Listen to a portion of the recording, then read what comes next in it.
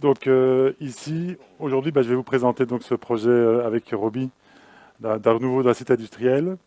Et c'est une histoire que je vais vous raconter d'un projet normal en région wallonne. Pas de post-contrainte tridimensionnelle, ni de projet à 2 milliards d'euros. Un petit projet en région wallonne. Alors, alors si ça veut bien passer au suivant. Mhm. Petit problème. Ah voilà. Donc le sommaire, je ne vais pas m'y attarder. Donc voilà, c'est un petit peu le plan de la présentation. Alors le site, on est dans la vallée du Oyou. Je pense qu'il doit y avoir des saumons qui tentent de remonter de temps en temps de descendre. Depuis très longtemps, depuis le Moyen Âge, en fait, c'est un bassin pré-industriel et industriel. Il y a voilà, ici une carte ancienne qui montre plein d'implantations industrielles et pré-industrielles. En 1860, il y a encore 11 établissements de forges, de marteaux, de laminoirs qui sont encore présents. En 1891, le captage des eaux de source du bassin de Modave, qui alimente Bruxelles, pour ceux qui savent, réduit l'eau et donc c'est le déclin des forges. Mais il y a M. Deloy, ancien bourgmestre de Huy, qui sur base d'ateliers familiaux, qui était aussi président de Cockerill, crée une usine qui va devenir la tôlerie Deloy-Mathieu. Mathieu, c'était le nom de son épouse, donc il était tout à fait en avance sur son temps. Alors cette usine, pour les plus anciens qui le connaissent, elle avait une excellente réputation.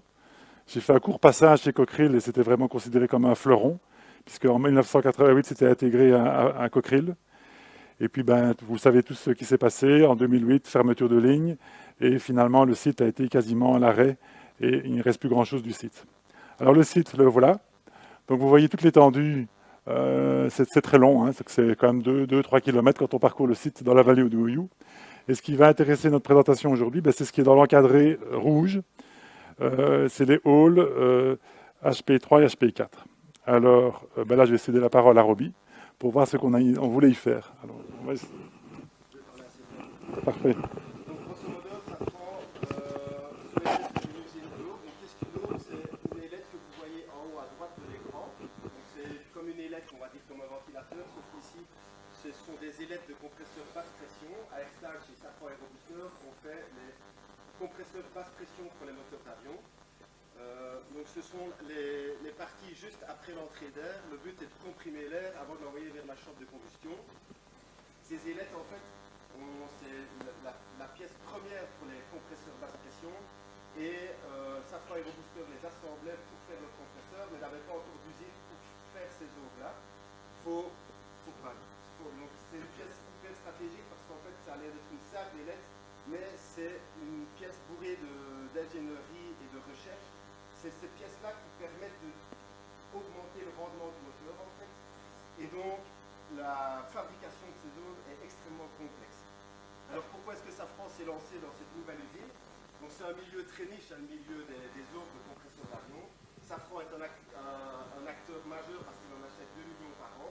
Et par rapport à nos concurrents, on n'avait pas d'usine qui fabriquait ces eaux. Donc on dépendait des autres usines, alors que nos concurrents avaient, eux, des usines en interne pour produire ces eaux-là.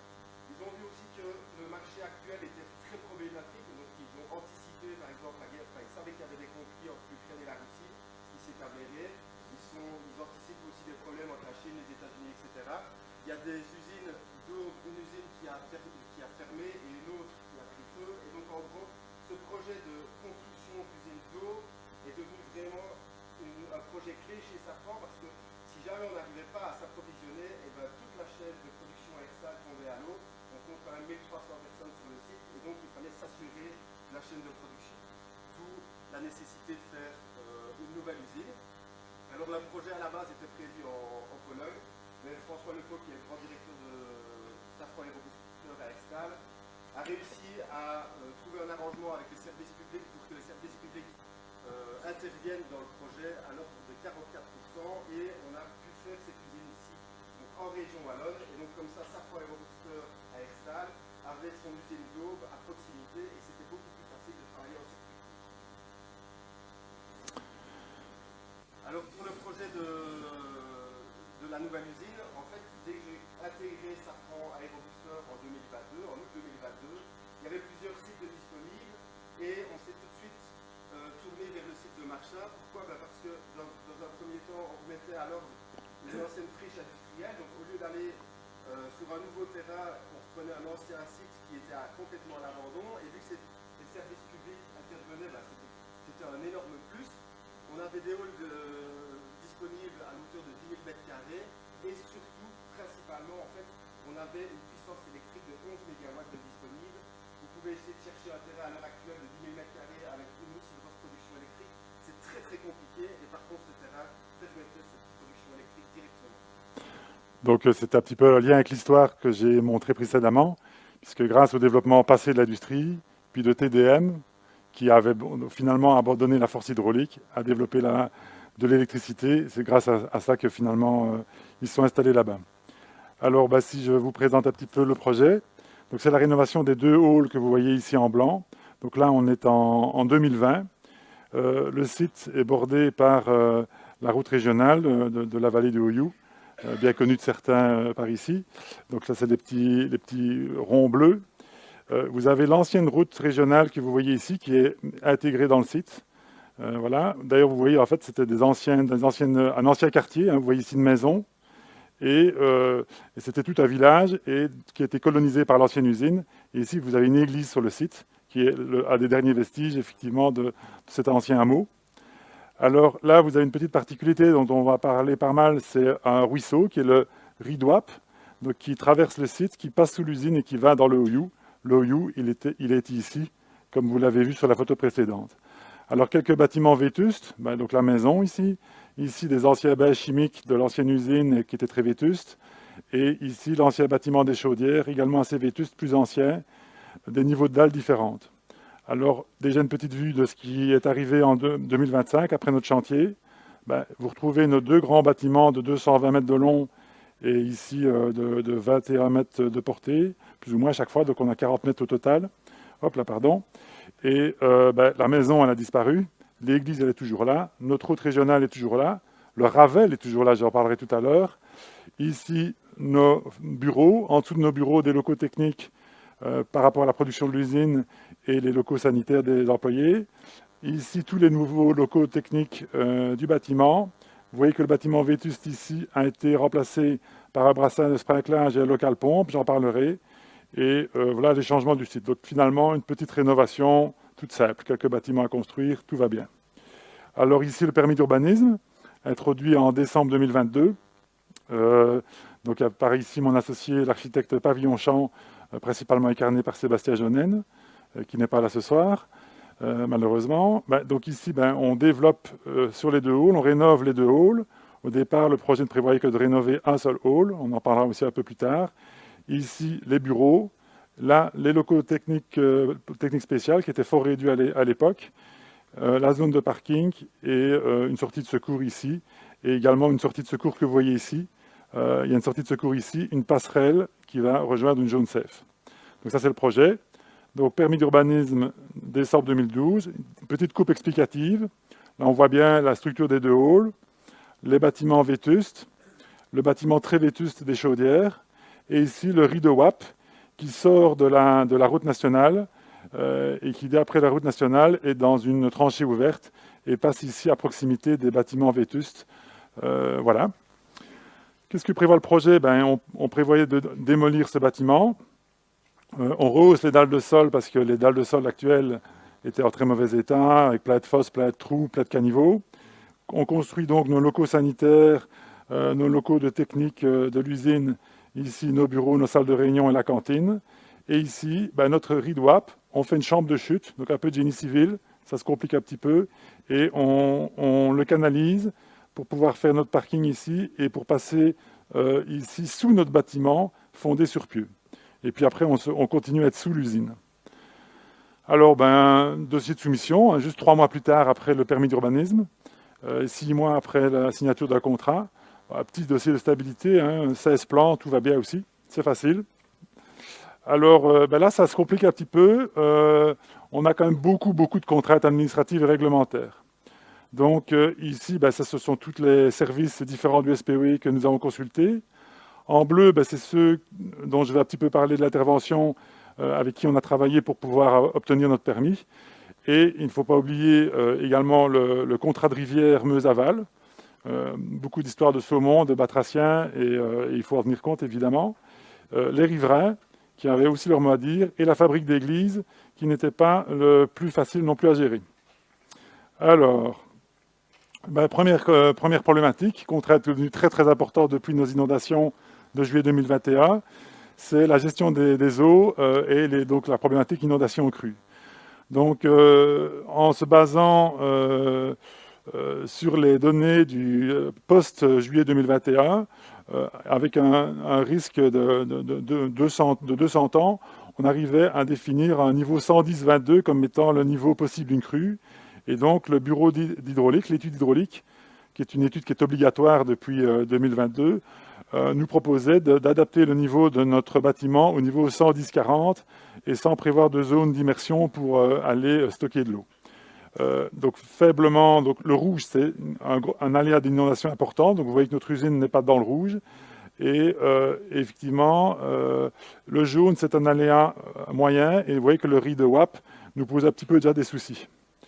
Alors ici, donc l'étude hydraulique faite par le bureau d'études INGEO montrait qu'on était à l'aise sur base des chiffres après inondation juillet 2021.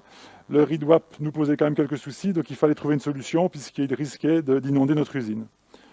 Alors ça, c'était le résultat de l'étude, donc on voulait le canaliser, continuer à passer dans l'usine, et effectivement la chambre de chute que vous avez vue sur le permis d'urbanisme. Alors, on suggère ça, on propose ça au SPOE, cellule d'aménagement et environnement. Alors, eux, ils font toute une étude très détaillée, assez fouillée, et ils sont d'accord avec le raisonnement par rapport aux inondations de juillet 2021 et le calcul du niveau d'eau. Et on arriverait donc voilà, sur cette base-là, on arriverait à un niveau 109,50, et il faut savoir que le zéro projeté est à 109,40.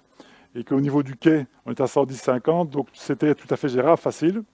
Mais ils ont retrouvé des traces de sinistres en 2008 et que le site avait été inondé et que donc il était prudent d'adapter un niveau 110,50. Alors dans leur avis également, le SPOE tient compte d'une réserve de 30 cm pour le changement climatique en cours, donc c'est une réserve qui est donnée comme ça, et donc on en arrive au niveau 110,80. Donc, par rapport à notre niveau 0 projeté 109,40, où on rehausse déjà la dalle de sol, c'était déjà une belle augmentation de notre bâtiment. Donc qu'est-ce qu'on propose comme proposition? On va faire des voiles anti-crues partout à bord de Oyou, plus des bâtards d'eau amovibles au niveau des portes.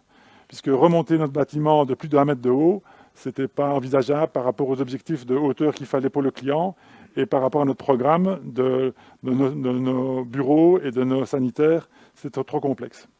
Avec également une contrainte que tous nos locaux électriques, haute tension TGBT, il faut les mettre 1,50 m plus haut que notre niveau 0. Alors, le SPOE, là-bas également, il est contre la démolition de l'ancien bâtiment des Chaudières. Parce qu'il trouve que ce bâtiment, il fait un barrage pour oui, et que oui est souvent inondé, et que donc, du coup, on va aller stocker l'eau là-bas. C'est bien d'avoir un barrage, d'avoir un bouchon, comme ça on inondera un peu moins oui. Alors par contre, la cellule Giser, qui également dépend du SPOE, là c'est la gestion intégrée du sol, érosion et ruissellement, elle veut qu'on démolisse le bâtiment pour justement laisser le Oyou se répandre là-bas. Bon, c'est souvent comme ça en fait. Alors ici, que fait-on? Nous, dans notre permis d'urbanisme, on démolit notre bâtiment quand même, on propose ça et on fait quand même des murs anti-crues ici. Voilà, on fait des murs anti-crues, et donc les murs anti-crues dont je vous parlais, c'est partout ici. Et ici, vous voyez le riz de WAP qui est canalisé, qui repasse quand même toujours sous l'usine avec une chambre de chute. Donc ça, c'est notre permis, et voilà comment est-ce qu'on gérait ça. Alors, le riz de WAP, il faut en parler aussi. Donc là, de nouveau, un avis sollicité au SPOE, la cellule d'aménagement environnement, de nouveau des avis très charpentés, très intéressants. Là, c'est catégorie 3. C'est la commune qui gère ça, en relation avec le contrat de rivière Meuse-Aval.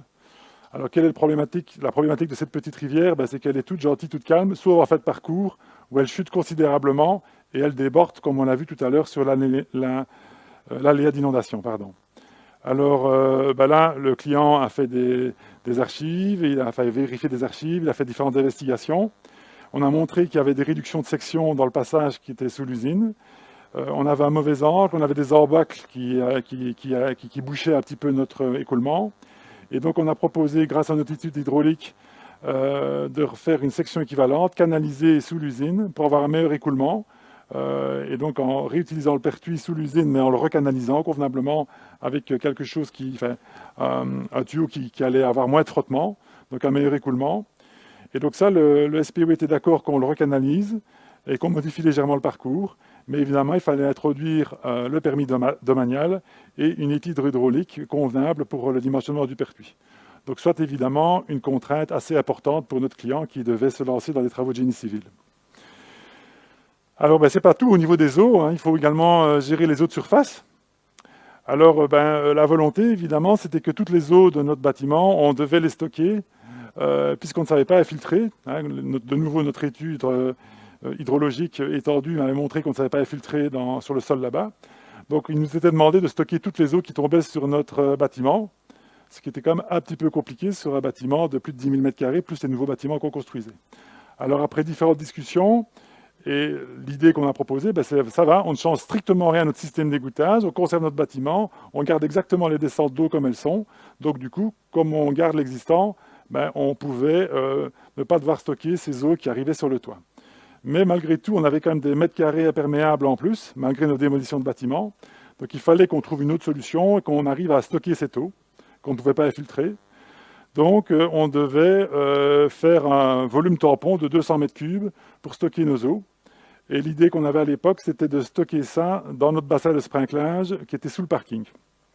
Et puis alors après, on allait évacuer ces eaux vers le Houillou par pompage une fois qu'on aurait eu un gros orage et qu'on aurait stocké notre eau. Et pour le prochain orage, on allait les évacuer comme ça. Donc tout ça, toujours dans le délai que je vous ai dit, le permis 3 mois après la commande de la mission, le dossier de soumission 3 mois après. Alors, c'était pas si évident que ça, parce qu'à l'endroit où on mettait le parking, avec notre réserve de sprinklage, on était plus haut que certaines parties qui devenaient imperméables du site, donc on n'arrivait pas à aller capter ces eaux-là, ou alors il aurait fallu aller les stocker, les remonter vers notre citerne, pour encore après les repomper une fois que la citerne aurait été pleine. Ça n'allait pas trop. Ici, AXA, l'assureur de notre client, il ne voulait absolument pas prendre le risque d'avoir des conduites qui allaient fonctionner de temps en temps, qui allaient passer au-dessus des machines pour vidanger ce volume de stockage, et les pompiers non plus n'étaient pas favorables. Donc, finalement, qu'est-ce qu'on a fait là-bas?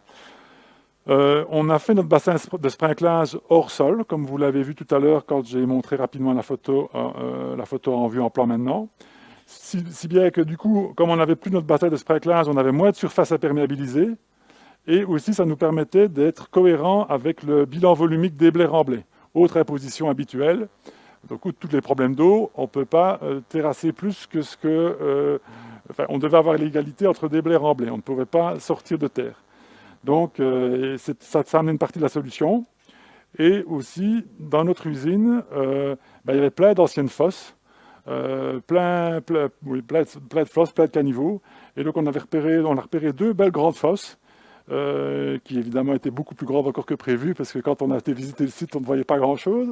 Et donc, la solution, c'est d'amener nos eaux vers ces vieilles fosses. Et donc, c'est les eaux, c'est un stockage, c'est un bassin d'orage. Évidemment, faire une nouvelle dalle portante au-dessus de ces fosses, alors qu'au début, on prévoyait de les remblayer et puis de se servir du remblai comme d'un coffrage. Et l'inconvénient, évidemment, c'est qu'après un orage, il faut pomper ces eaux dans cette fosse pour les ramener au Houillou. Alors, autre imposition du SPW, c'est que le bâtiment, tous les bâtiments qu'on voulait démolir, et notamment le bâtiment chaudière, il était hors de question d'aller laisser nos déchets de démolition par là. Et donc, on a tout criblé nos déchets de démolition et on les a tous utilisés comme empierrement après des tests au CRR pour montrer qu'on pouvait s'en servir comme empierrement pour nos dalles de sol. Donc au final, malgré les 2 avis du SPW, dont un était contraire à cela, comme l'avis final dépendait de la commune, à force de réunions, de discussions et de prise d'avis, a validé notre permis. Donc on a pu avoir notre permis. Autre contrainte, donc je n'ai pas fini les contraintes, les terres polluées, ça c'est aussi devenu un standard en région liégeoise, évidemment, ou même dans toute la Wallonie, c'est absolument pollué partout. Sur tous les chantiers que j'ai, c'est de la pollution systématique. Alors là, il y avait une discussion entre Safran et Arcelor, une étude de caractérisation qui avait été évidemment menée déjà préalablement par par Arcelor, pardon. Et au final, ça allait. On avait une pollution de type 3. Donc pollution de type 3, c'est chouette. On peut garder la pollution sur site. Si on l'évacue, ça nous coûte 150 € la tonne. Ça, il faut quand même un peu essayer d'éviter. Mais on peut la garder sur site. Donc ça, c'est bien. On avait 3 poches de mercure et de métaux lourds. Alors, ça aussi, on peut les garder. On n'est pas obligé de faire un traitement à plan d'assainissement. Ça, c'est vraiment ce qui fait très peur aux industriels. Donc ici, on a une poche de mercure qui est restée sous sa dalle de sol existante. Donc elle est toujours là. Là, on avait une autre poche. C'est là qu'on a construit nos locaux sanitaires. Donc ça, on a dû l'évacuer. Donc il y a eu 70 tonnes de mercure, de terre contaminée qui ont été évacuées. Et une 3e poche dans un autre bâtiment dont je ne parle pas aujourd'hui. Donc grâce à ça, on n'a pas dû faire d'autres évacuations que ça. Et qu'est-ce qu'on a fait avec nos terres? Soit on s'en est servi comme un remblai de nouveau pour toutes nos dalles de sol qu'on a refait. Et on a donc amendé, ces terres polluées avec de la chaux et des fines pour servir pour nos parkings et pour nos dalles de sol. On a rempli nos fosses. Donc là, on a fait des remplissages juste pour faire du coffrage perdu pour nos dalles qui étaient des dalles en élévation sur les anciennes fosses. Et après, on a fait un beau merlon près du parking et donc de stockage de terre. Donc ça aussi, le merlon, vous voyez de plus en plus de collines artificielles en Wallonie, c'est du stockage de déchets par les industriels. Voilà, donc comme ça, on gardait nos pollutions chez nous. La pollution, c'est pas terminé. Une autre pollution qui est rarement envisagée, c'est cette très jolie plante. C'est vraiment très charmant. C'est la renouée du Japon. Donc elle est très très costaude, la renouée du Japon. Donc là, c'est géré par des directives européennes qui interdisent sa dissémination. Et donc évidemment, la région wallonne a transcrit ces directives européennes. Et suite aux inondations de juillet 2021, le site était plein de renouées du Japon. Donc tout cela est fortement encadré par la législation. Donc il y a eu une coupe et évacuation contrôlée de celles qui étaient présentes. Et évidemment, la renouée du Japon, elle a pour grand plaisir de contaminer la terre sur grosso modo 2 mètres et dans un rayon de 5 mètres autour d'elle. Donc c'est des quantités de terre phénoménales. Donc là, qu'est-ce qu'on a fait? Et c'est aussi en accord avec la législation et ce qu'on pouvait faire.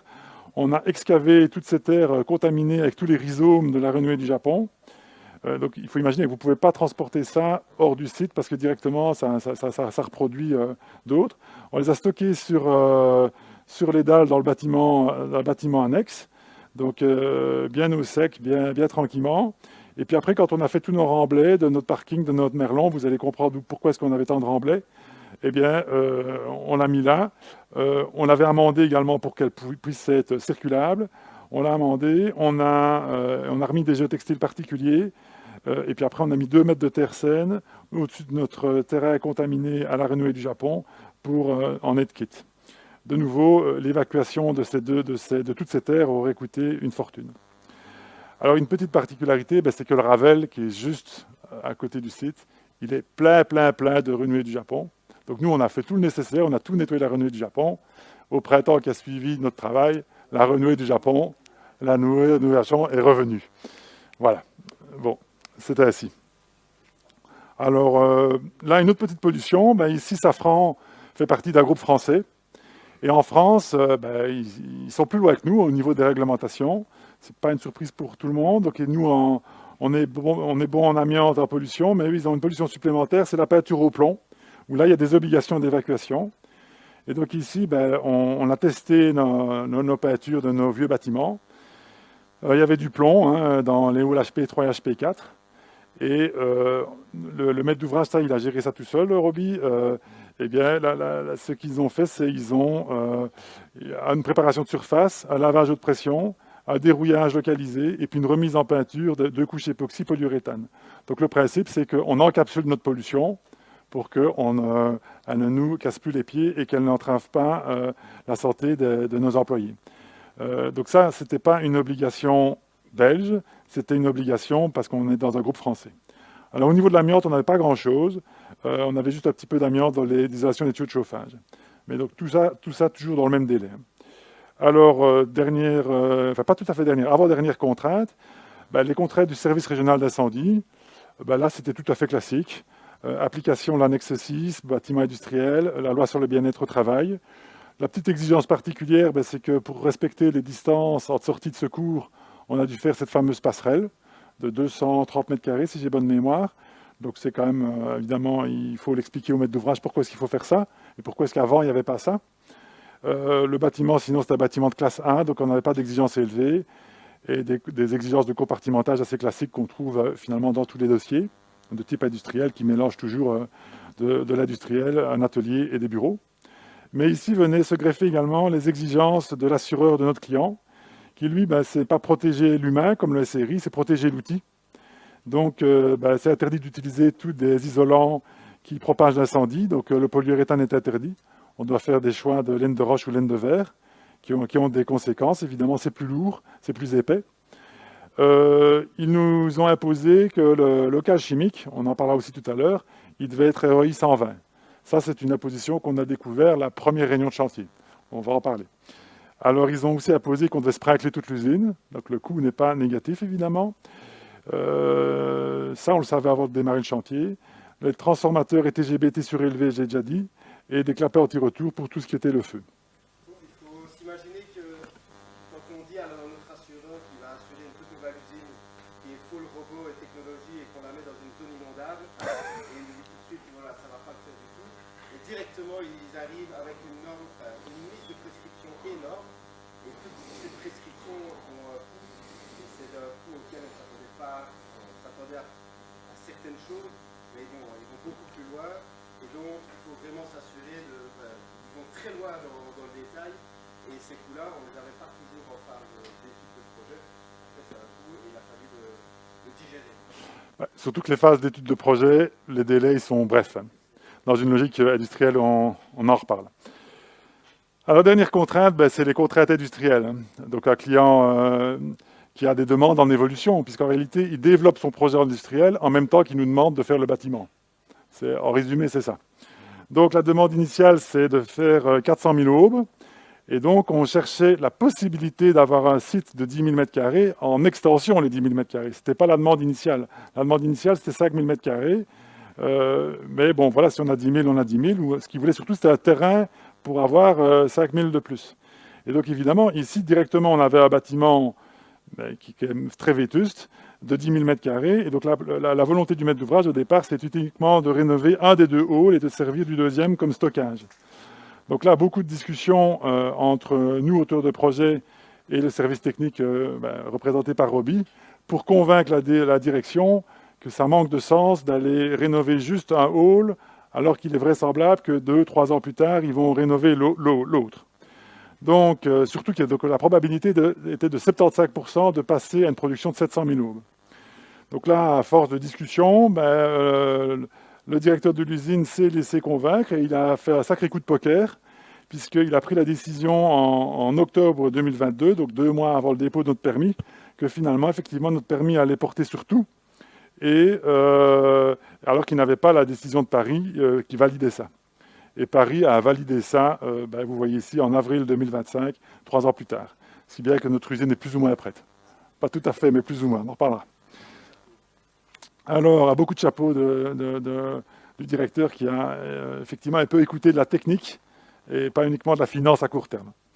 Alors, effectivement, on en a déjà un peu parlé. Le budget initial pour juste les 400 000 aubes et 5 000 m², c'était 9 millions d'euros.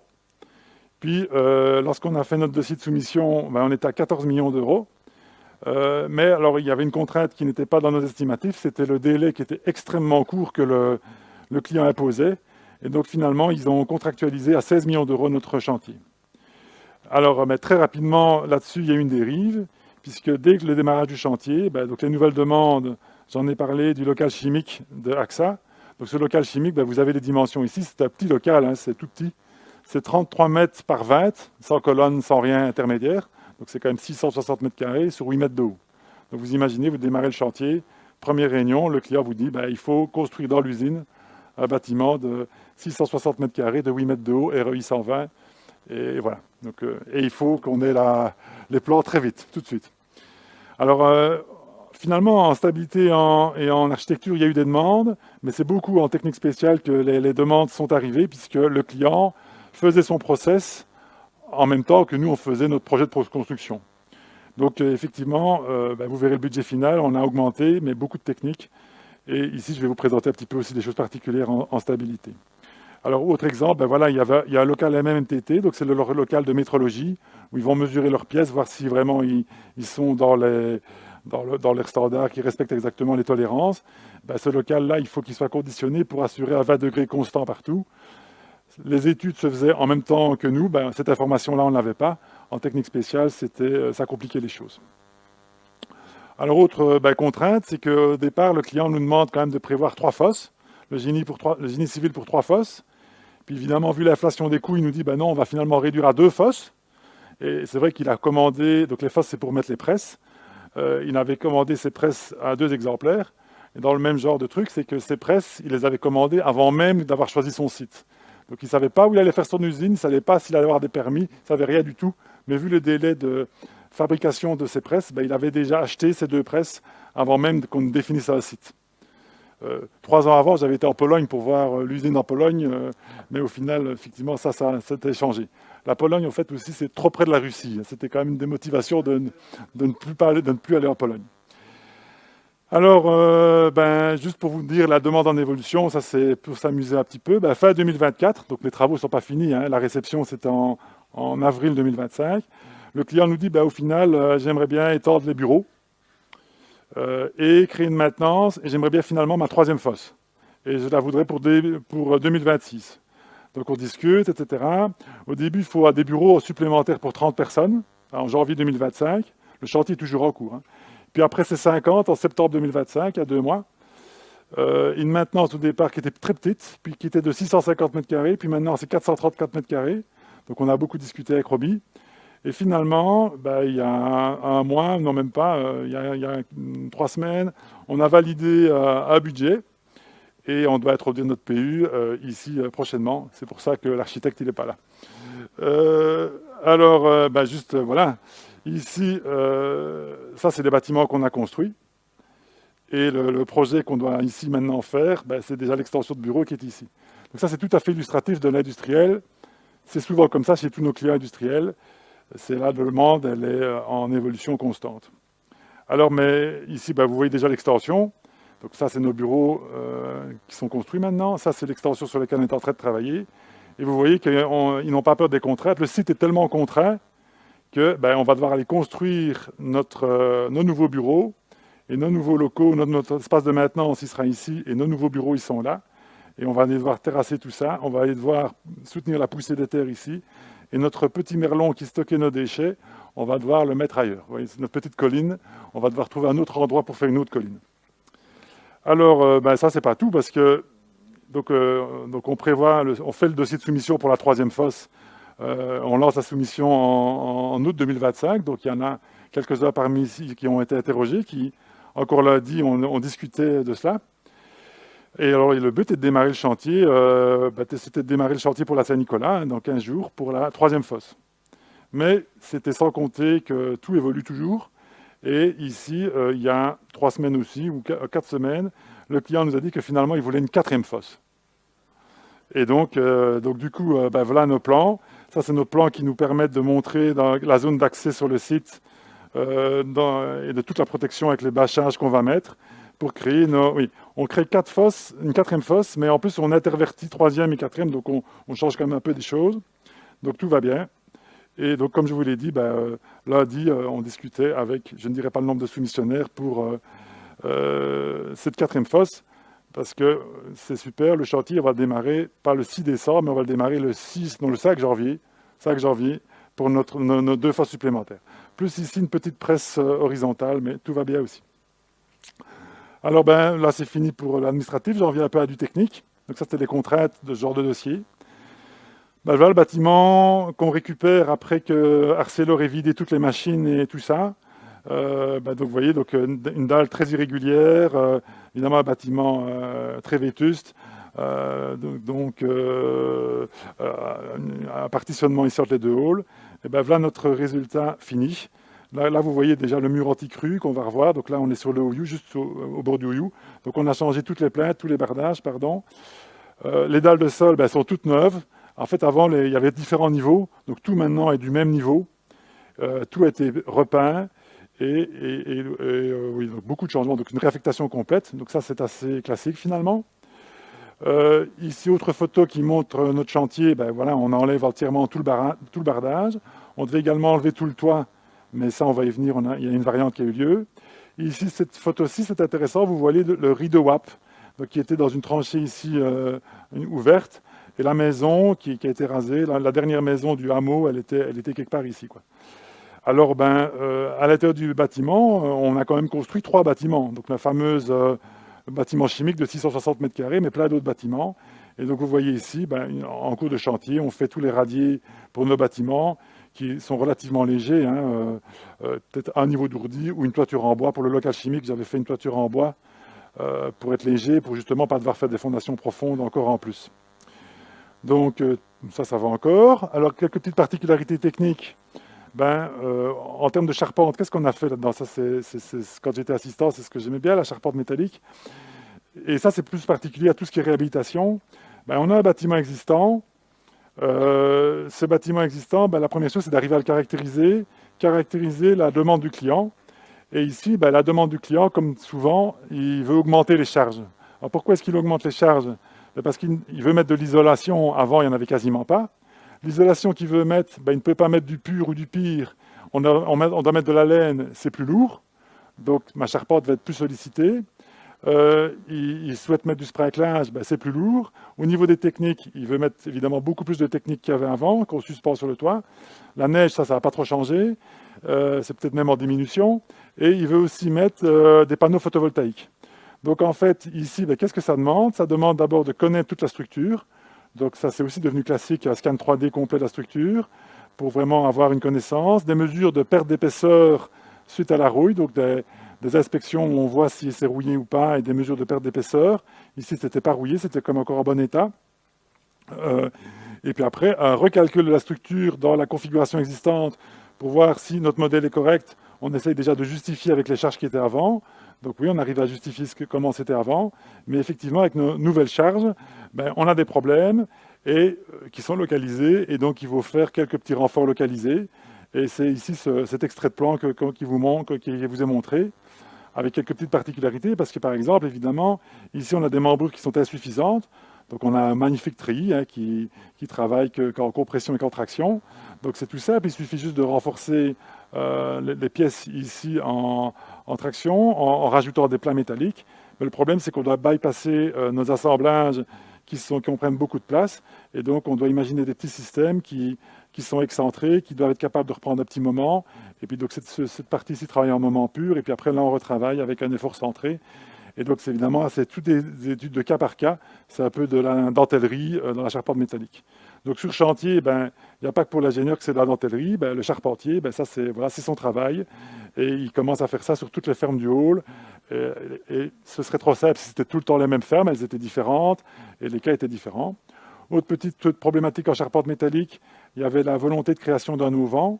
Donc, ceci, ça fait 22 mètres si j'ai bonne mémoire, et donc ceci 10 mètres. Donc, 220 mètres carrés d'auvent. C'est une configuration différente. Donc de nouveau, il faut un petit peu calculer dans la configuration ancienne et trouver des solutions. Rien de révolutionnaire.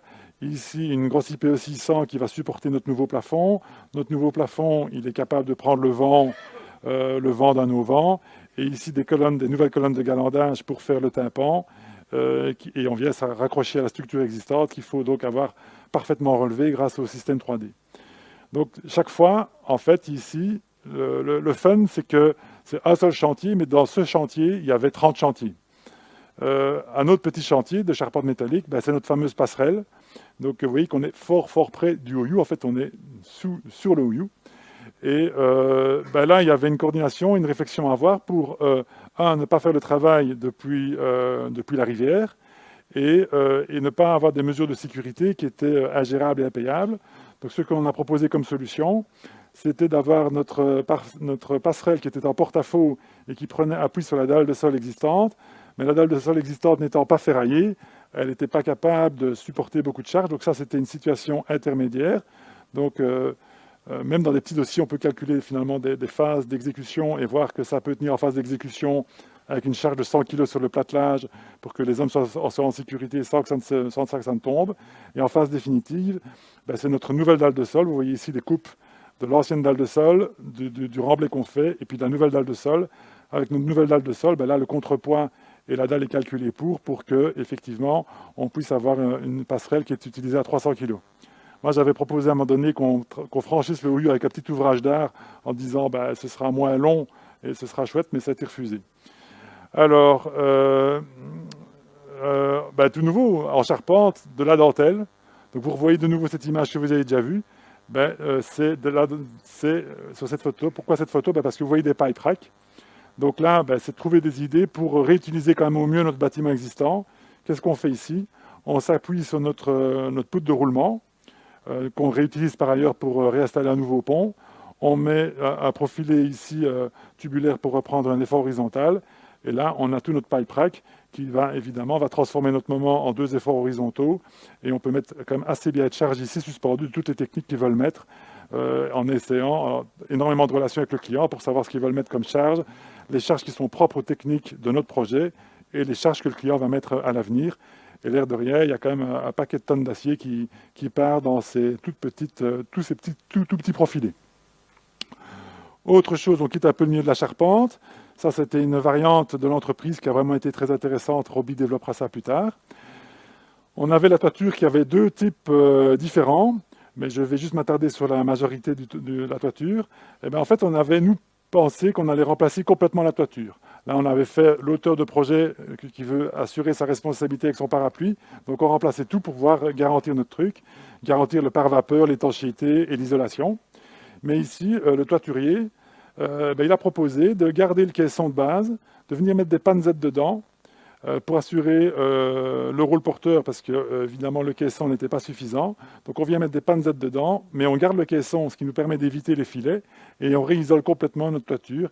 Et c'est la panzette ici qui porte la tôle finale. Il fallait quand même encore vérifier que le caisson existant était quand même capable de supporter le poids de la laine. C'était pas si évident que ça puisque la panzette supporte la tôle supérieure, elle supporte la neige et les panneaux photovoltaïques, mais le caisson existant, il supporte les techniques qu'on suspend dessus et il supporte l'isolant. Donc ça, de nouveau, ben, beaucoup de relations entre nous et l'entrepreneur et le maître d'ouvrage, se poser des questions, y réfléchir à cette variante, mais quand même qu'on avance. Alors évidemment, ben, comme toujours, une variante, c'est toujours un petit peu plus compliqué. Donc grâce à ça, on a gagné du temps, on a eu moins de pauses de filet, mais on s'est rendu compte qu'on a quand même une rouille de certains panneaux qui étaient plus importantes que prévu, notamment parce qu'en fait, on a découvert que chez TDM, dans certains endroits, ils avaient des traitements chimiques et donc ils avaient des vapeurs qui avaient corrodé notre tôle, ce qu'on ne voyait pas par en dessous, puisque ça avait été repeint précédemment. Et donc, comme ça avait été repeint, ben, ils avaient repeint sur la rouille au niveau de la tôle. Et donc, quand on a enlevé l'isolant, le tout petit isolant qu'on avait, ben, on s'est rendu compte que certaines tôles étaient vraiment abîmées. Et donc là aussi, encore de nouveau, différentes réunions, avec également le bureau de contrôle SECO. Je n'ai pas encore vu grand monde de chez SECO, mais ils sont là. Donc ils étaient là aussi, ils ont bien participé au dossier. Et là, par exemple, problématique de pare-vapeur, et donc trouver des solutions. Et on a remis des roofings localement, là où c'était rouillé. Et le client a accepté qu'il pouvait avoir de temps en temps des petites crasses qui tombaient dans son hall pour garder ça. On a validé tout ça avec une thermographie. On avait quelques doutes sur des ponts thermiques, mais au final, ça a été validé, c'est bon. Alors, autre chantier dans le chantier, ben, notre gestion des eaux. Donc ça, c'était notre rideau app d'origine, vous le voyez ici. Donc ici, voilà, il sort de la route régionale et puis il arrivait directement comme ça, en tranchée ouverte que vous voyez là. Et là, vous voyez le début du chantier où ils sont en train d'installer la chambre de chute. C'est le début du chantier. Et donc, tout ça était complètement remblayé. Alors ça, c'est la sonnerie qui fait que je dois arrêter? Non. Alors, donc ici, ben voilà une chambre de chute. Donc notre ripois canalisé, la chambre de chute, notre tuyau enterré. Donc vous voyez tous les remblais qu'on a fait. On a pu en stocker des terres de classe 3. Et après, on vient se raccorder, au final, on vient se raccorder quand même là où il était au départ. Et donc on passe toujours sous l'usine, mais après dans l'usine il est canalisé. Donc en fait d'un point de vue hydraulique on avait nettement amélioré la situation. Et vous voyez sur ce plan qu'on est quand même en dessous de nos futurs bâtiments, mais cette fois-ci on est en dessous, tandis qu'avant on était dedans. Donc un peu de génie civil dans un bâtiment, c'est gai. Autre problématique de gestion des eaux, ben, notre site est encaissé, pardon, hop, et donc on se ramassait toutes les eaux qui venaient de la colline, c'est fort encaissé.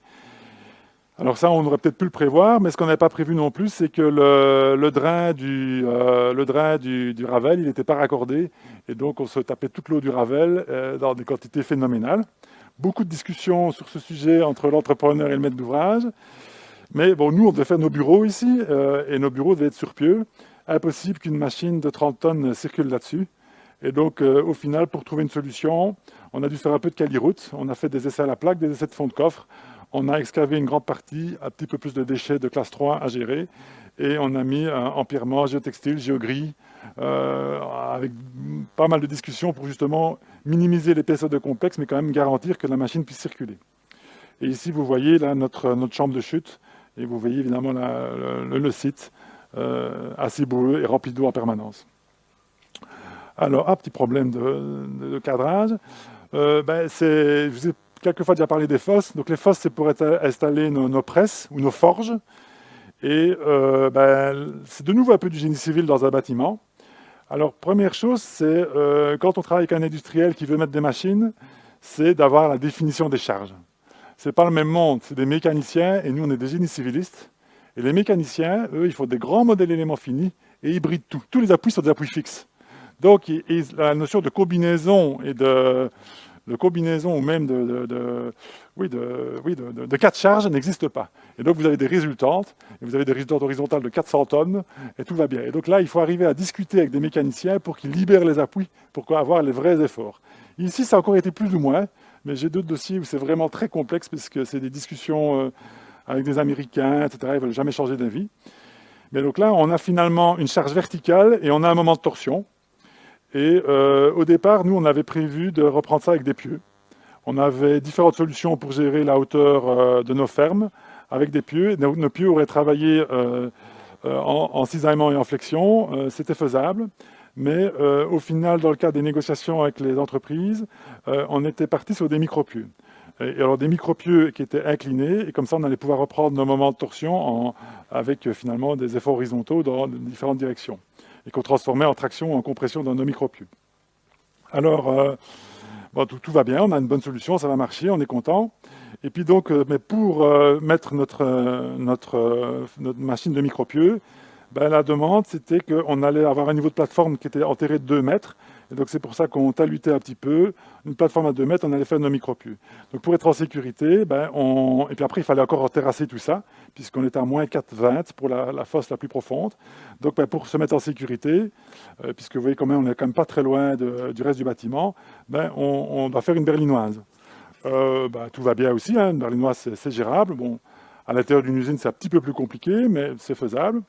Mais on essaye de faire notre berlinoise, et puis on rencontre une expression qui est devenue très à même sur notre chantier, c'est les blocs pluridissymétriques. Alors il n'est pas celui qui a parlé de ça la première fois, non, mais c'est resté longtemps. On avait des blocs pluridissymétriques, on ne savait pas quoi c'était, mais il y avait un problème. On n'a pas réussi à faire nos berlinoises comme on voulait. Donc normalement, elles avaient une fiche très importante. Il n'y avait pas de butonnage qui était prévu, rien du tout. Mais on n'a pas eu du tout les fiches, et les fiches étaient très, très variables. Donc on enfonçait notre truc, et puis à un moment donné, on rencontrait un bloc. Donc est-ce qu'il y avait des anciennes constructions, du génie civil, des poutrelles? On ne savait pas. Bref, toujours est-il que pour avancer, l'entreprise générale prend ses responsabilités, et elle vient mettre un seul buton ici à mi-hauteur, et très rapidement, elle terrasse, et puis elle vient faire une petite dalle, une dalle de butonnage pour se mettre en sécurité. Alors, voilà. Et puis là, quand on terrasse, là, les blocs pluridissymétriques, on commence à les voir, j'en reparlerai après.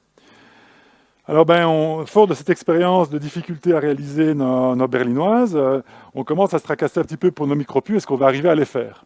Le sous-traitant nous dit, là, ça va être compliqué. Donc, on a le choix de 2 possibilités, de 2 taillants, soit un taillant de 175 mm de diamètre ou 115 mm. Le 175, ben, on a plus rapidement la capacité, on est content. Le 115, ben, on a plus de chances de passer au travers de ces gros obstacles parce que c'est plus petit. Alors, ben, on fait comme des tests de résistance sur ces deux types de micropieux. Donc, on avance, mais beaucoup de discussions quand même toujours avec le client et l'entrepreneur. Finalement, on choisit les 115 pour traverser les blocs. Et tout n'est pas que problème. Ben, on a réussi à traverser des blocs et on arrivé à développer notre résistance avec des 115. Alors, mais il y a à nouveau des problèmes qui arrivent, c'est qu'on terrasse après avoir réalisé nos micropieux. Et bon, ben, ils sont un petit peu fléchis, là, jusque-là, on ne se tracasse pas. Mais quand on vérifie l'implantation en fond de fouille, donc là, vous voyez la dalle qui a été coulée pour faire butonnage provisoire, ben, en fait, l'implantation n'est plus du tout bonne. On se dit, mais ils ont mal implanté leur truc. En fait, non, ils n'étaient pas mal implantés. Simplement, c'est que lorsqu'ils ont terrassé, ben, le terrassement à la petite cuillère s'est révélé comme avec une grosse cuillère.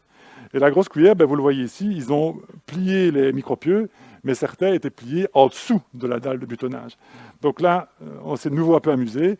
On a été recasser notre petite dalle par endroits. On a été creusé plus bas pour retrouver un micropieux qui n'était pas fléchi, qui était dans le bon axe. Donc avec tout un travail de géomètre pour voir si on était bien dans la bonne direction de départ. Et là, on a remanchonné des tronçons de micropieux pour retrouver les micropieux qui avaient la bonne position. Bon, il y avait quelques petits problèmes d'implantation aussi, mais qui étaient gérables. Et donc ça, c'est assez classique, c'était géré. Donc au final, ben, on y est arrivé. Et voilà nos gros blocs. Alors nos gros blocs, ben, nos blocs pluridécimétriques, ça a quand même duré des semaines et des semaines. Et en fait, même jusqu'à la fin du chantier, on parlait de nos blocs pluridécimétriques. Donc sur le chantier, il y avait quand même beaucoup de gens, beaucoup de grands experts, beaucoup d'ingénieurs, beaucoup de gens de chez Seco, beaucoup de vieux de la vieille, beaucoup de vieux qui avaient tout vu depuis tout, mais personne ne savait ce que c'était. Et puis à l'inauguration, donc 5 mois plus tard, il y a quelqu'un, un vieux monsieur, je ne sais pas qui c'est, mais vraiment un tout vieux, et il me dit « Et ça a été pour traverser les Poudingues ?» Et là, je me suis rappelé que monsieur Montjoie, une fois, dans un de ses cours, avait parlé des Poudingues. Je me souviens même plus ce que c'était. Mais effectivement, si vous tapez sur Internet Poudingues Marchand, vous tombez, il y a plein de littérature des Poudingues à Marchand.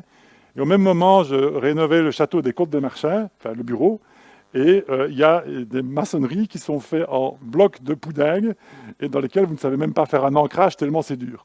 Donc vous pouvez venir prendre une métabo, vous ne savez pas passer dedans. Et donc en fait, ben, on était beau être beaucoup d'experts. Ben, on appelait ça des blocs pluridécimétriques, mais c'était simplement des Poudingues. Et donc vous le voyez ici, c'est une concrétion de rochers et c'est extrêmement dur. Extrêmement dur. Donc c'était de nouveau des problèmes pour faire les pieux de nos bureaux. Donc comment est-ce qu'on allait faire nos pieux? Alors au départ, on devait faire des pieux battus, mais donc faire des pieux battus, ça allait être pas possible. On n'allait jamais réussir à repasser nos Poudingues. Donc finalement, ce qu'on a fait, c'est des pieux forêt tubés. Donc de nouveau, discussion des comptes, beaucoup de problématiques. Et donc vous voyez ici un petit peu sur les SCCPT, ben là, c'est des Poudingues. Là. Donc ça, c'est peut-être du remblai, donc des petits remblais gentils. Et puis là, c'est typique d'un Poudingue. Et puis alors après, ben, vous passez le Poudingue, vous retombez dans un terrain normal, et puis à un moment donné, vous arrivez effectivement sur le bon sol sur lequel vous pouvez vous fonder. Donc la difficulté est d'arriver à passer ce Poudingue. Alors ben là, on a beaucoup discuté de nouveau avec Smet, sous-traitant de galère, pour voir comment est-ce qu'on allait faire, parce que ça ne marchait pas, malgré qu'on avait une machine de fou et qu'on avait déjà un gros décompte pour le changement de type de pieu. Et alors on a défini une méthodologie où on ne bétonnait pas nos pieux dans la foulée du forage. On faisait un premier forage. Si notre premier forage s'arrêtait très rapidement, on venait terrasser pour enlever le gros bloc, on venait remblayer pour refaire notre forage. Donc premier forage, deuxième forage. Si évidemment on rencontrait l'obstacle beaucoup plus bas, on n'allait pas commencer à terrasser 4 mètres plus bas. Donc à ce moment-là, on devait changer la place de notre truc. Donc du coup, le béton n'était pas là. On ferait sans béton. Et puis, donc voilà. Et une fois qu'on avait atteint la bonne profondeur, là, on pouvait refaire un troisième forage éventuellement, mais qui est forage dans la terre meuble, pour à ce moment-là avoir le béton. Donc on a fait des tableaux de pieux comme ça. On avait ceux qu'on a réussi au premier forage, ceux qu'on a dû forer 2 fois et ceux qu'on a dû forer 3 fois. Mais au final, on y est arrivé et on a dû déplacer quelques pieux. Et évidemment, on a eu le décompte du décompte, puisque après, c'était quand même pas prévu. Alors, mais, enfin, vous voyez qu'au final, on a quand même pu construire notre bâtiment. Donc ça, c'est les locaux sanitaires. Derrière, c'est le locaux de technique spéciale qui ont triplé de taille entre la soumission et l'exécution. Et ça, c'est le mur de soutènement qui abrite une sortie de secours. Et c'est le remblai. Derrière, ça va être le remblai pour faire nos parkings. Donc, comme ça, vous voyez un peu une idée des quantités de terre et de terre avec de la renouée qu'on a pu aller stocker là-bas. Alors, ben voilà, j'en ai fini. Je vais parler à la personne. Donc voilà, ici, la difficulté technique, c'était pas mal. Vas-y, Roby. Donc, un gros point difficile du projet, en fait, donc moi je commence chez Safran Aérobooster en août 2022, on m'explique le projet Safran Blaise, produire des aubes, et juste à ce moment-là, une usine d'aubes ferme et une autre usine prend feu. Et donc on vient me trouver et on me dit, bah, écoute Roby, on est sur le point de commander la première machine, t'as 1 an et demi pour trouver le terrain, trouver les architectes, faire les services, faire la construction, parce que dans plus ou moins 1 an et demi, on rentre la première machine, elle vient d'être commandée. Très compliqué. Et donc, en gros, voici le planning. Donc, août 2022, on commence. Donc, je démarre. On est 6 pour l'usine Safran Blaise. Le directeur de projet maintenant, qui est le CEO de la nouvelle usine. Moi, pour la partie construction et mes collègues pour les parties machines. Directement de la foulée, en août, on contractualise avec Frédéric et le bureau pavillon champ. Et on sélectionne le terrain directement. Les collègues avaient déjà réfléchi à différents terrains. On sélectionne le terrain de Marchin. Et donc on lance les architectes et les bureaux d'études sur le terrain de Marchin en ayant comme objectif 22 décembre, donc juste avant les congés de Noël, pour rentrer le permis. Mais tout le terrain ne nous appartient absolument pas, il n'y a rien d'acté, rien de noté. On n'a pas le temps d'attendre, on commence directement les plans là-dessus. Donc en décembre, on rentre le permis et en l'année 2023, début d'année, on commence cahier des charges, etc., lettré, pour consulter les entrepreneurs. Ça, c'est donc le gros du planning du projet. En décembre,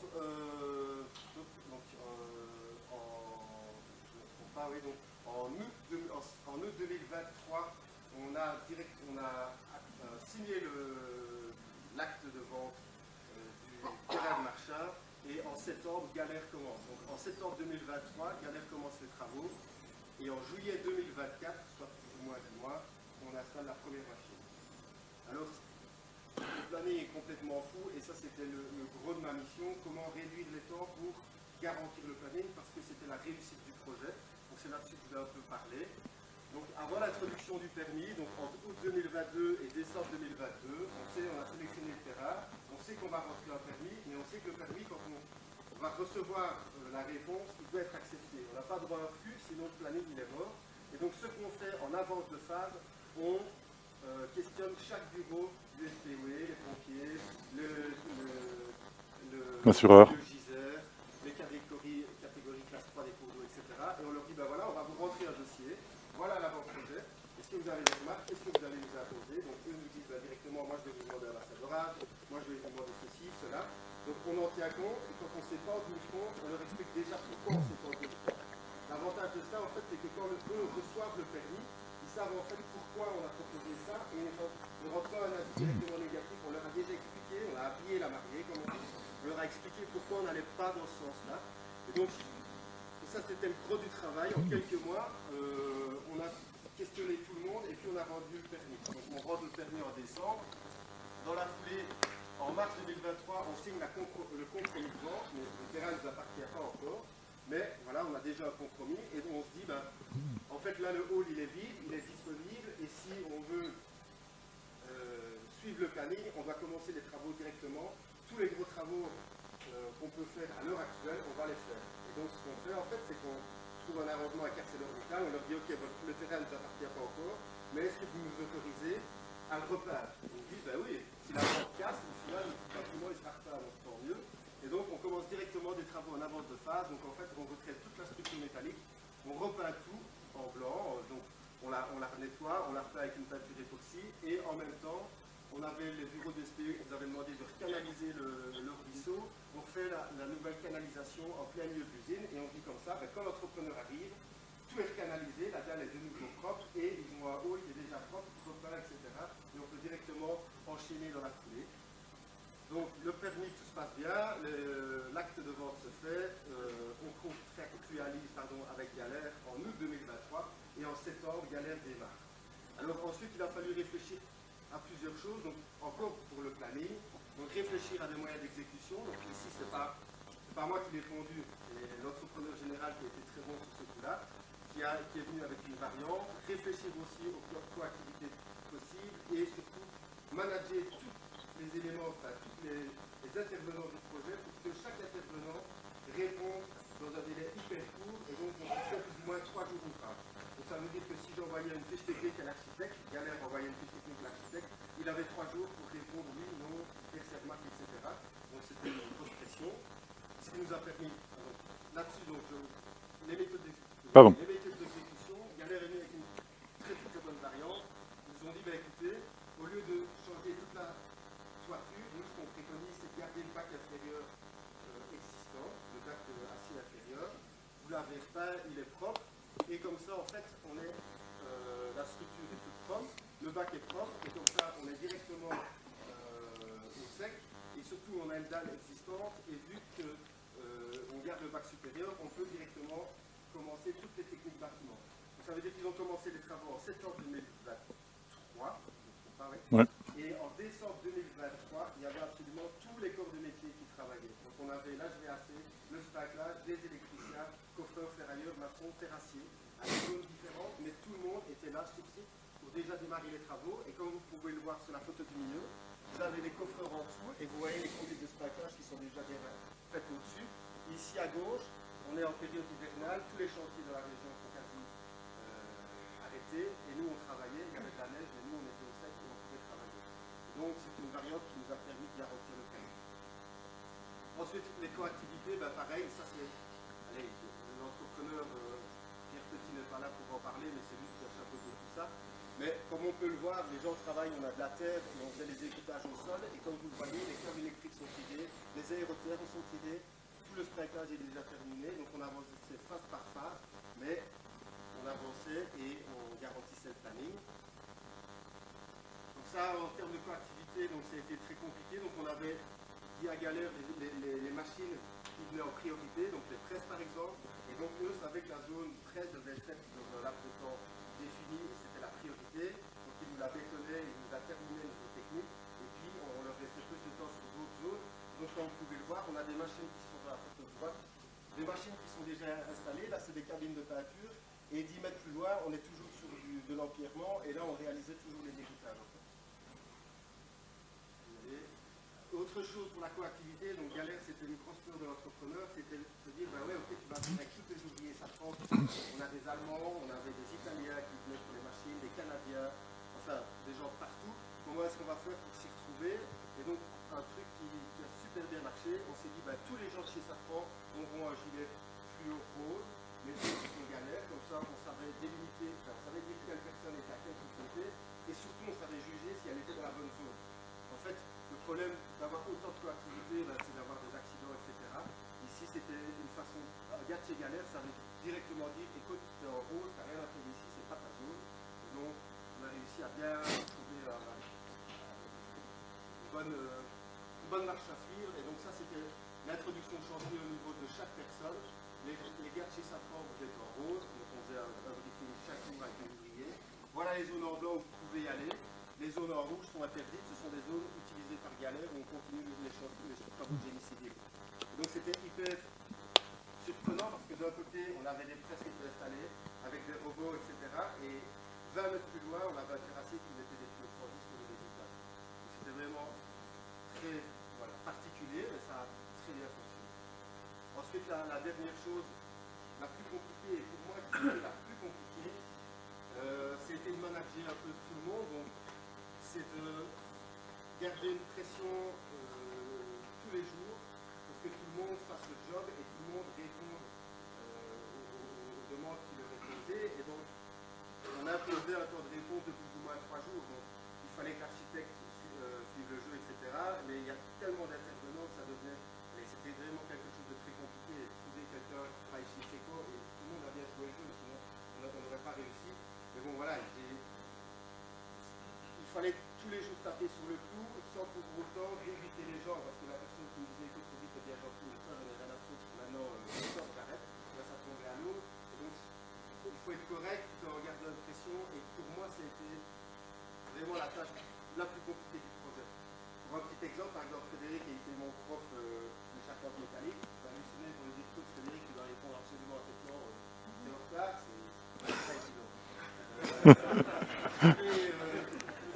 Voilà. Et puis, Je me souviens même plus quel était mon étudiant. j'étais habitué à avoir travaillé avec beaucoup d'ouvriers où la carotte était plus facile. Par exemple, quand je disais, bah, écoute, sur le combarrage de l'immension, par exemple, cette tour-là, les gars, on la bétonne, on doit être bétonné dans les 3 semaines, on la bétonne ce vendredi-là matin. Si le vendredi matin, on bétonne, le vendredi après-midi, on arrête et c'est barbecue et c'est saucisse. Et ça les motivait. Personne n'a la question pour lui dire dans 3 semaines, c'est barbecue saucisse. Donc là, j'ai eu beaucoup de mal en ce qui me concerne à trouver. C'est toujours très difficile de trouver la façon d'être avec tout le monde, garder la pression sans dégoûter les gens. Donc ben voilà, ce chantier il est arrivé à son terme. De nouveau pour parler un petit peu de budget, donc c'est quand même un petit projet, vous allez voir, c'est un budget d'une vingtaine de millions d'euros, mais on a quand même sorti 15 millions en 10 mois. C'est quand même pas mal pour un petit projet, finalement. Alors donc oui voilà, ça c'est la phase, la photo le jour de l'inauguration. Vous voyez les tentes pour que tous nos ministres et autres puissent venir. Alors là, ben, donc, vous voyez le bâtiment des bureaux. Vous ne le voyez pas bien, mais le bâtiment des techniques spéciales, je vous l'ai déjà dit, il a triplé. Là, vous voyez le soutènement dont je vous parlais tout à l'heure. Et vous voyez ici notre petit merlon, paysager, bien entendu. Donc l'intérieur de notre usine avec quelques machines. Alors, quelques chiffres. Un petit chantier, je vous l'ai dit, hein, 10 100 mètres carrés rénovés. Alors, les mètres carrés construits de l'usine, ben, 1046 mètres carrés. Une passerelle de 120 mètres carrés. Donc les 3 bâtiments qu'on a construits dans l'usine, c'est quand même 1174 mètres carrés. Donc un peu de béton, un peu d'acier. Et donc les budgets finaux, donc 20,8 millions. Architecture, STAP, TS 6,7 millions. Et les décomptes, évidemment, c'est le triangle, la qualité, délai, prix. Ben, il y a eu des décomptes, mais finalement, on met donc beaucoup de techniques spéciales, énormément de techniques spéciales dans les décomptes. 2 millions, c'est ça, pour les techniques spéciales dans les décomptes. Pour des clients industriels comme ça, ben, effectivement, ça fait des années que j'ai des dossiers avec Safran et d'autres industriels de la région. Ben, une usine avec toutes les techniques, on est finalement légèrement moins cher en rénovant notre bâtiment. C'est quand même une satisfaction. Donc évidemment, le projet était très satisfaisant puisqu'il y avait le symbole, donc de revenir faire de la forge là où ça avait été. Ben, c'est effectivement recréer de l'emploi, réindustrialiser la Wallonie, ben, moi ça me parle quand même. Ben, réhabiliter un bâtiment existant, c'est quand même mieux que de toujours transformer des vergers et des champs en mètres carrés imperméables de béton. Donc au final, on a réussi à montrer, on n'est pas sur le projet ZIN, mais que rénover coûtait, dans le cas présent, légèrement moins cher, alors que franchement, on a eu beaucoup de problèmes. Et le délai, évidemment, a augmenté le budget. Alors, ben, ce qu'il faut vraiment dire aussi, c'est qu'un projet pareil, ben, c'est un engagement humain très important. C'est un projet finalement changeant, je crois que vous l'avez compris, court et intense. Ben, vous voyez ici un peu une liste de tous les gens qui ont travaillé avec beaucoup d'engagement pour y arriver. Donc de nouveau, chez l'entreprise, ben, un petit chantier de 20 millions qui ne dure pas si longtemps. La phase intense, c'est 10-12 mois. 2 gestionnaires, 2 conducteurs, c'est beaucoup. Hein. Comme Roby l'a dit, ben, les délais, chaque fois, ils étaient fort brefs, avec une pression qui était constante. Alors la clé du succès, ben, c'est une équipe de personnes. Alors j'ai mis personne en majuscule parce que ben, c'était quand même beaucoup de personnalités qui étaient autour de la table. Mais ça a fonctionné. La communication était très claire et très directe entre nous. Et on était tous très engagés pour l'objectif. Et donc voilà, il y a eu un bel égrégore entre nous et ça a marché. Il y avait une belle énergie. Mais bon, cette belle énergie a quand même un coût humain parce qu'il y a quand même une fatigue au travail qui s'installe. Et peut-être que là-dessus, c'est vertueux de rénover un bâtiment. Mais peut-être que ça n'est pas tout à fait vertueux au niveau des ressources humaines parce que c'est fatigant et ça ne correspond plus nécessairement à la manière dont les gens ont envie de travailler. Le travail n'est pas une passion pour tout le monde. Alors je pense que vous aurez compris que c'est une passion partagée par les 2 orateurs. Mais voilà, et donc ça c'est quelque chose qui est quand même à améliorer. pour ça. Mais donc, bon, évidemment, je suis très satisfait, je me suis bien amusé, c'était gai, et je pense qu'on s'est tous bien amusés. Voilà. Et ben donc on en vient aux questions. Donc ici, ben, donc, je lis Sébastien, c'était l'architecte. Ah, ça n'a pas... Ah oui, je vais mettre la vidéo, excusez-moi.